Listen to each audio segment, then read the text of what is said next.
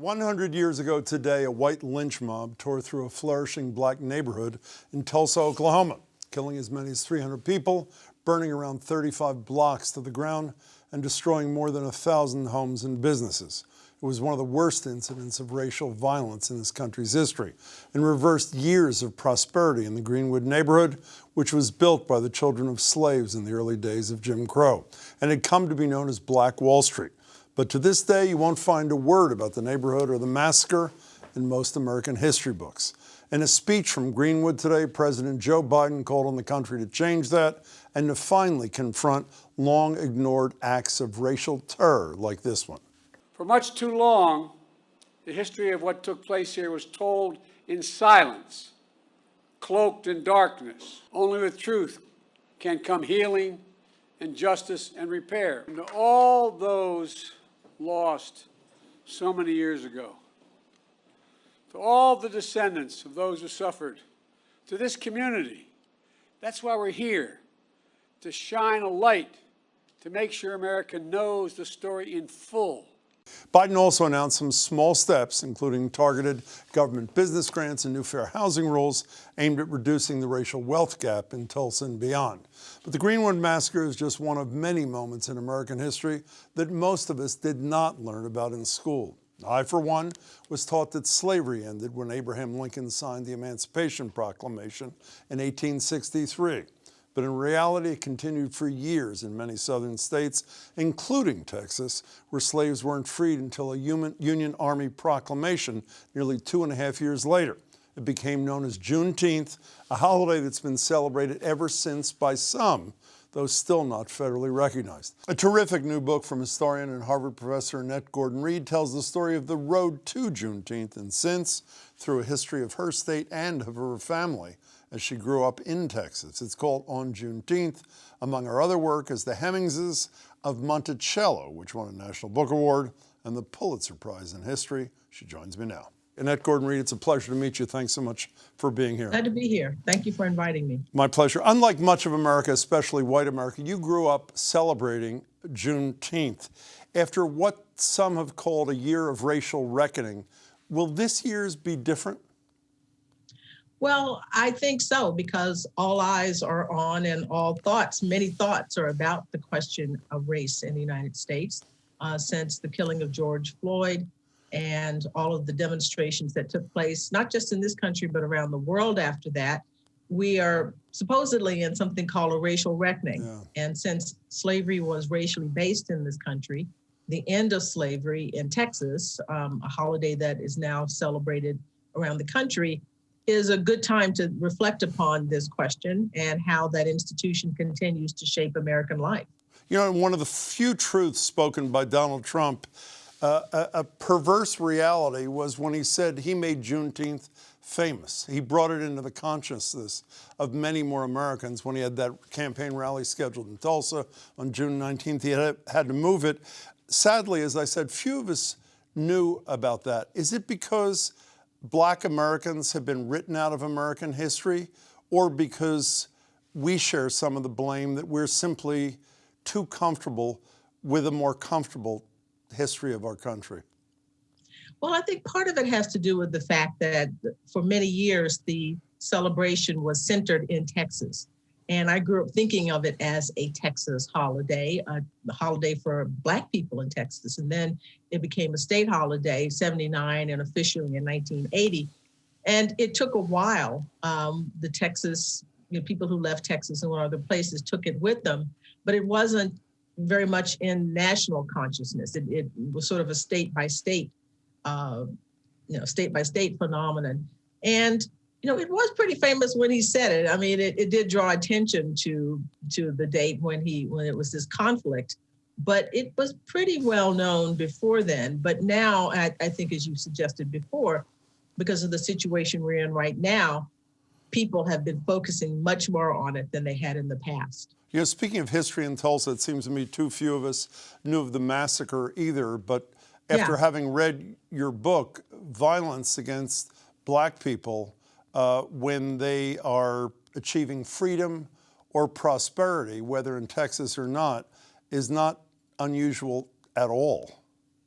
No, it was not unusual. And indeed, after Juneteenth, it was actually called Emancipation Day back in 1865, when the former enslaved people started to celebrate. In many instances, they were punished for it. And I read about one situation where dozens of people who were celebrated were whipped because of that. And during the Reconstruction period and afterwards, many whites in Texas and around the South unleashed violence against the former enslaved people because they were angry at the change of status wrought by the Civil War and the Civil War amendments. So violence has always been a part of the story. I want to talk for a second, then we'll get back to your book about a different kind of violence directed at black people. Let me play for you two Texas lawmakers, Democrats, after they walked out of the House over the weekend in an effort to thwart a voter suppression bill. Here it is. We are no longer going to stand and allow them to continue to push measures that disenfranchise our voters. Really, this is just a witch hunt. It's a witch hunt that is aimed at people of color. Black Americans helped elect Joe Biden and unelect Donald Trump. These voter suppression bills around the country are just a variation on a theme of violence against black people, are they not? Well, it's certainly concern about black participation in the electoral system. I mean, after the end of the Civil War and after the end of slavery, and the passage of the 13th, 14th, and 15th Amendments, the next thing was to get blacks to participate, to have blacks participate in the polity, to be voting citizens. And there were all kinds of measures after the end of Reconstruction and the redemption governments, when whites came in and shut blacks out of the political process. Lots of measures were put in place to try to stop black people from voting. And there's never been, on the part of some people, a recognition of our equal citizenship and that you should have to compete for our votes. The idea was to stifle our votes. So this is part of a longstanding pattern from the time of, as I said, from the end of slavery up until now. So I learned in your book over the weekend that as a little girl, you integrated an all-white school with no federal marshals, without much fanfare. How did it happen like that? Well, my town, as were many towns in the South, was resisting Brown versus Board of Education. This is 10 years after that, and they came up with a freedom of choice plan, and everybody was supposed to pick the choice. The whites would pick white schools and blacks would pick black schools. My parents, seeing the handwriting on the wall, knowing that the court would eventually strike this down, which they did, sent me to a white school. And it was pretty hairy there for a time. I had great support from my teachers and from some kids, but there were lots of people who weren't happy about it. I found out later on that there were threats against my family. Of course, they didn't tell me about that, a 6-year-old. But I went, and it was supposed to be normal. And it was normal in a way and not so normal in a way, in that we had people who came and stood in the doorway and looked in the classroom to see this black person in this experience of having black and white kids together, a black kid with white kids. But it was an intense time period, but it was something I think my parents thought had to be done. And sure enough, a couple of years later, the court struck down freedom of choice plans, and then everybody had to change schools, and I was already in place.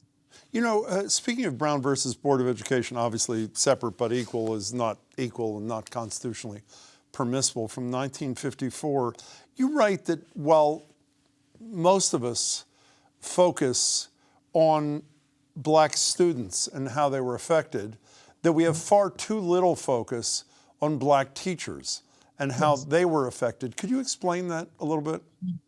Well, integration was not at that particular level. The idea was to get the kids together, but there was not sufficient talk about or thought about how they were going to integrate teachers into black teachers into this new system, this melded system.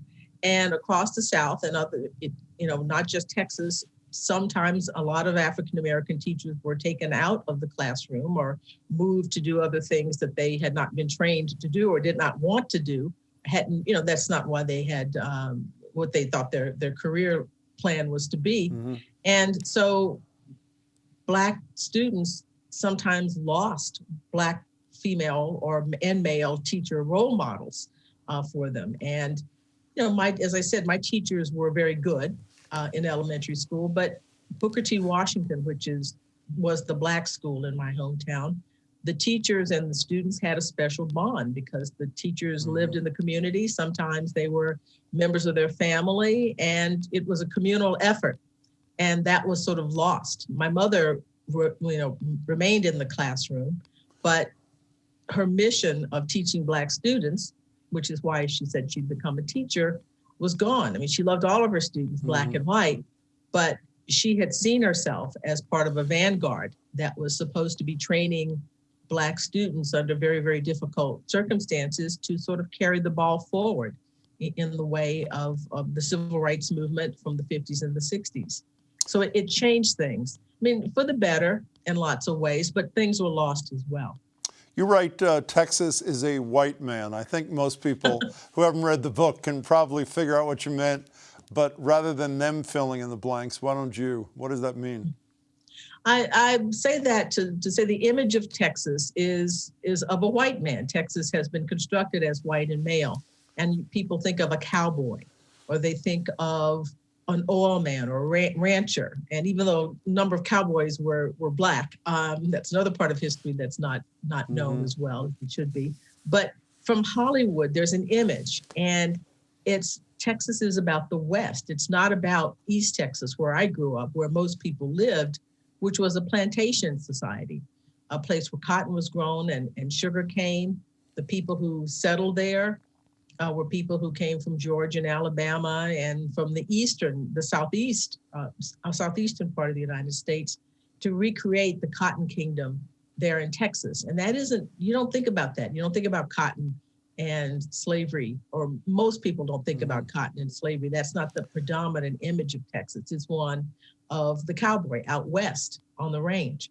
And that's why so many things happen in Texas and you hear about them, people are confused because they don't understand what is this about? What does this have to do with cowboys? What does it have to do with the range? And the racial questions about voter suppression, racial tension, all of those things grow out of its history as having been a plantation society, a slaveholders' republic. Before you leave, another Texan is leading the charge to make Juneteenth a national holiday. Sheila Jackson Lee, obviously a member of Congress. How much does that matter? Well, it would be nice. It would be nice. But since most states have some form of recognition of it, it's already like that. It just seems it would make sense to go ahead and just, put the cherry on top of all of it. We do need to have a day, I think, to commemorate the end of slavery. This was not the legal end of slavery. That's the 13th Amendment when it was ratified at the end of 1865.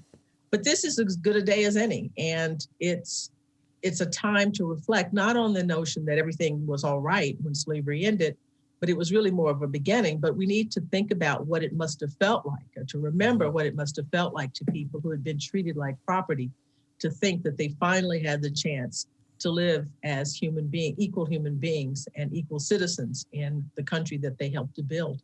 Can't tell you how much I learned from your book. Thank you for it. Thank you. Thank you for your time tonight. It's a pleasure to meet you. Thank you.